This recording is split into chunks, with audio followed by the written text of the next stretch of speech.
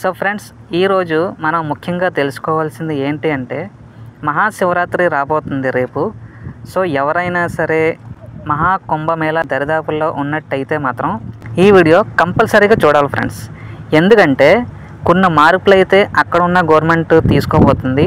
ఏంటి అనేది మనం తెలుసుకొని తర్వాత మనం ఫాలో అవ్వాలి, లేదంటే మనం చాలా ప్రాబ్లమ్స్ ఫేస్ చేయాల్సి ఉంటుంది. సో ఏదనేది ఇప్పుడు మనం తెలుసుకోవడానికి అయితే ప్రయత్నం చేద్దాం.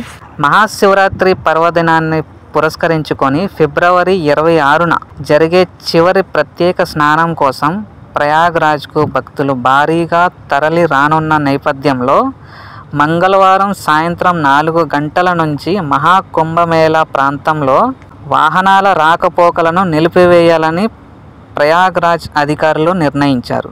చూసారా ఫ్రెండ్స్, కేవలం మహాకుంభమేళా ప్రాంతంలోనే కాకుండా మొత్తం ప్రయాగ్రాజ్ను నో వెహికల్ జోన్గా ప్రకటించారంట. అయితే నిత్యావసరాల సరుకులు తీసుకెళ్లే వాహనాలకు మాత్రం మినహాయింపు ఉంటుందని తెలుపుతున్నారు. సో ఇది ఫ్రెండ్స్ ఈరోజు వీడియో. మీకు ఎలా అనిపించింది అనేది కామెంట్లో చెప్పండి. ఖచ్చితంగా లైక్ చేయండి, షేర్ చేయండి, కామెంట్ చేయడం మాత్రం మర్చిపోకండి. సబ్స్క్రైబ్ కూడా తప్పనిసరిగా చేసుకోండి. నెక్స్ట్ వీడియోలో మళ్ళీ కలుసుకుందాం. అప్పటి వరకు బాయ్ బాయ్.